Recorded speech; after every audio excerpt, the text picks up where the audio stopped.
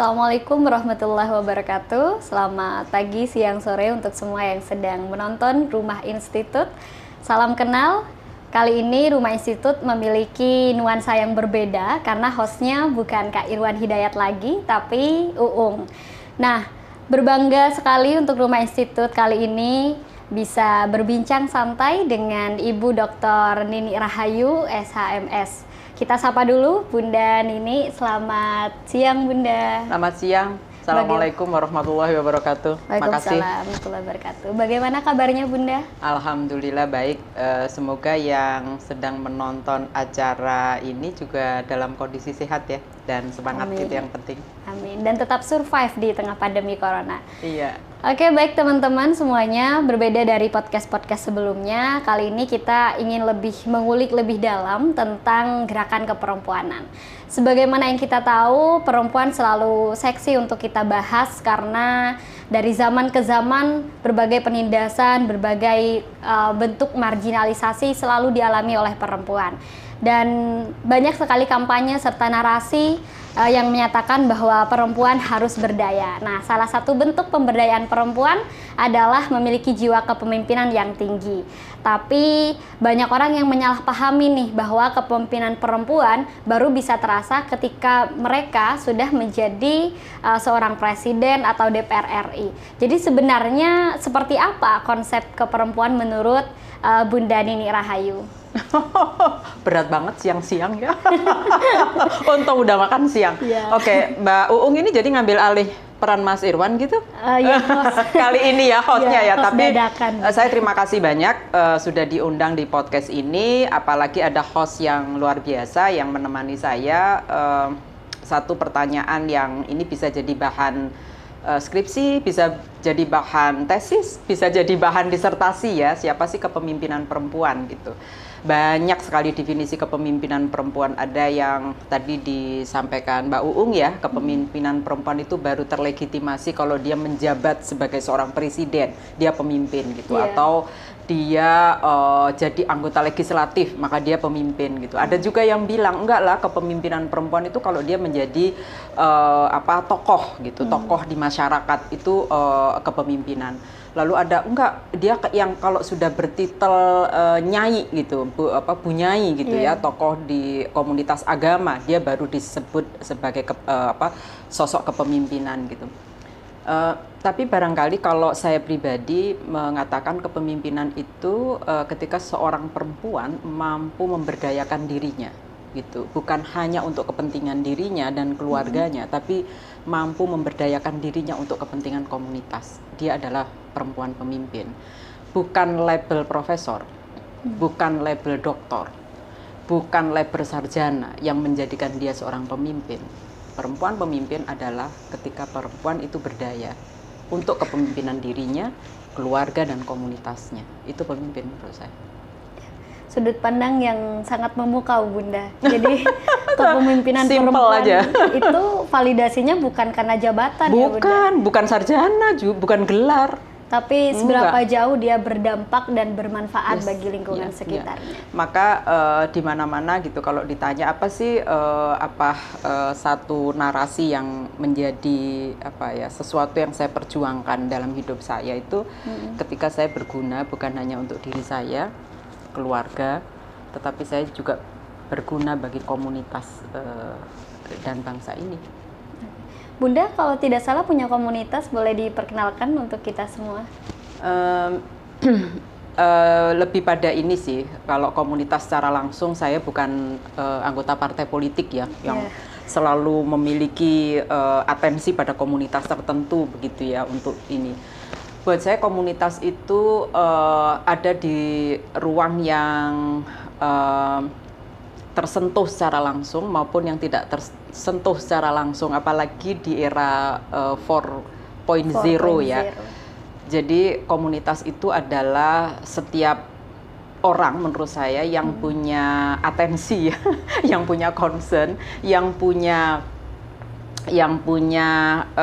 kesenangan barangkali yang lebih gampang ya, sama dengan yang saya miliki, itu komunitas saya gitu. Jadi mau saya kenal atau tidak kenal gitu, mereka saya sapa dan itu terlihat mereka memberikan respon atau tidak gitu.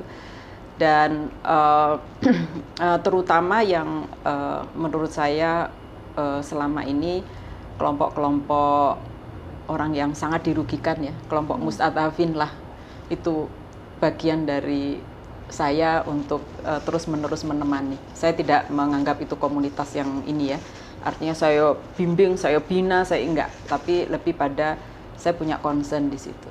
Kebersamaan untuk sama-sama merasakan nikmatnya kebebasan untuk berpendapat begitu ya Bunda. Lebih pada ini, mereka orang-orang yang barangkali tidak mampu bersuara, mereka yang tidak bisa bicara, dan jangan-jangan apa yang saya lakukan bisa membantu suara-suara mereka. Itu sih komunitas saya.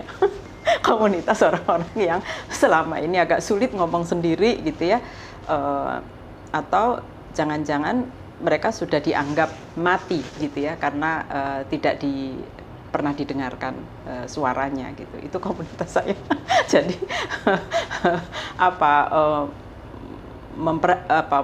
membersamai mereka.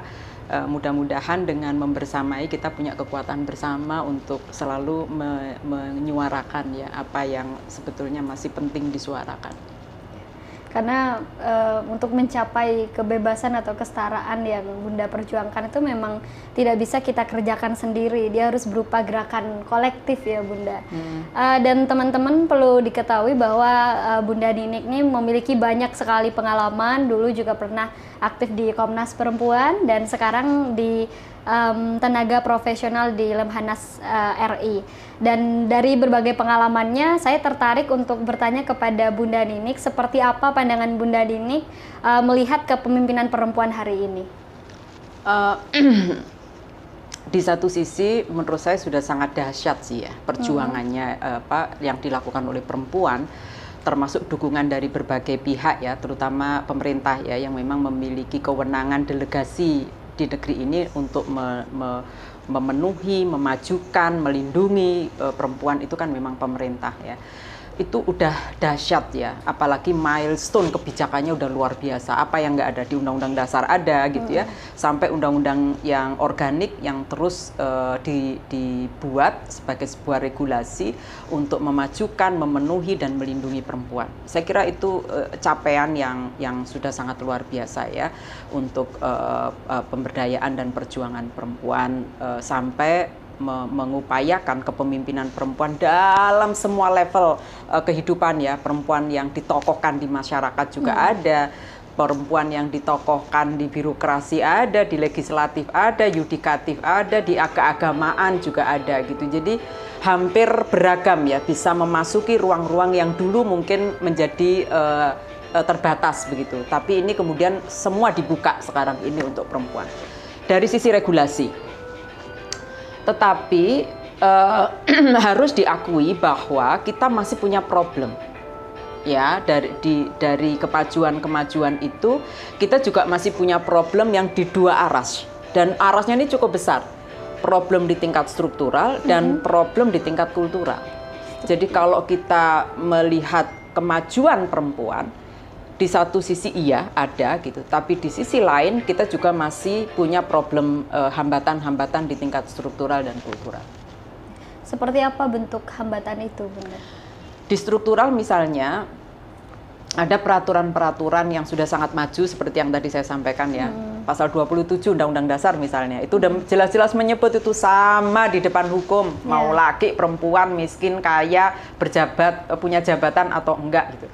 Tapi kita tahu implementasi dari undang-undang itu tidak sesederhana itu gitu. Karena kebutuhan spesifik perempuan, pengalaman penting spesifik perempuan belum diintegrasikan dalam semua kebijakan. Dan itu artinya ikut menghambat gitu ya. Ada di Undang-Undang Dasar itu afirmasi 30% ya, kebutuhan atau kebijakan khusus sementara untuk perempuan karena memang perempuan mengalami ketertinggalan akibat diskriminasi gender gitu ya. Itu pun implementasinya kita tahu kan, di legislatif kadang terpenuhi kadang tidak gitu ya, di eksekutif apalagi nggak terlihat gitu, di bidang pendidikan masih jauh gitu ya. Jadi laporan Kementerian Pemberdayaan Perempuan tahun 2020 itu bikin kita gemes gitu ya. Secara jumlah perempuan dan laki-laki itu hampir imbang lah gitu, tidak lebih banyak perempuan juga gitu. Tapi lama akses perempuan mengikuti pendidikan itu ternyata lebih rendah dibanding laki-laki. Ya, jumlah kelompok profesional itu lebih banyak laki-laki juga daripada perempuan gitu. Meskipun kontribusi anggaran pada negara lebih banyak perempuan.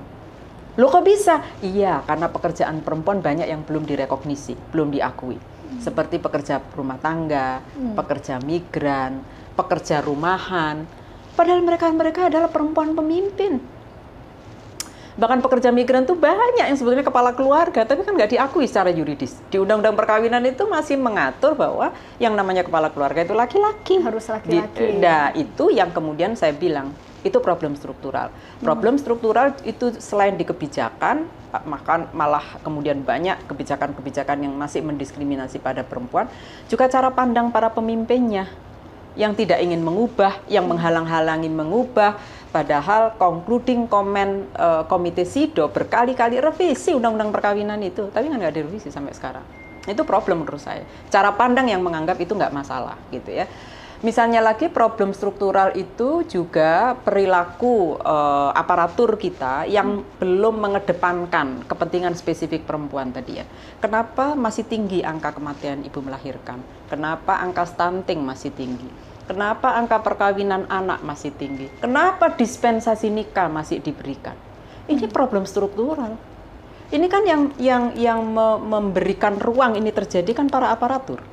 Mestinya kan nggak begini. Perkawinan anak itu kan bisa dicegah, tapi kalau aparatur masih membolehkan, memberikan dukungan, kan mereka pemegang kekuasaannya, gitu ya. Jadi menurut saya, ketika kita bicara problem struktural, itu bukan hanya kebijakan ya, tapi juga aparatur penyelenggara peraturan itu, pelaksana peraturan itu yang perspektifnya masih menggunakan persepsi, ya, menggunakan persepsinya soal perempuan. Di problem kultural itu lebih parah lagi. Masyarakat kita, masyarakat patriarki ya, kita tahu semua kita jadi korban. Laki perempuan jadi korban patriarki. Laki-laki dianggap harus menguasai gitu ya. Mempusakai boleh lah, kata harus gagas segala macam. Mereka tidak diberi intervensi bahwa itu nggak benar gitu ya. Di pendidikan kita, pendidikan Kespro masih minim ya. Pendidikan kesetaraan gender masih minim gitu ya.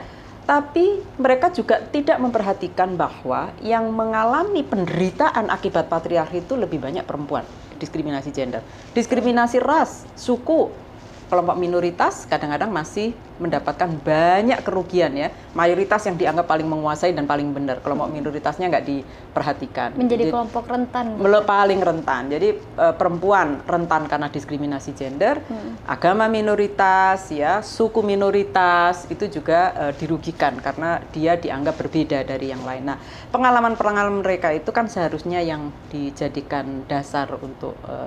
Nah, kalau ingin menjadi perempuan pemimpin, maka menurut saya penting memperhatikan yang tadi supaya bisa melakukan perubahan.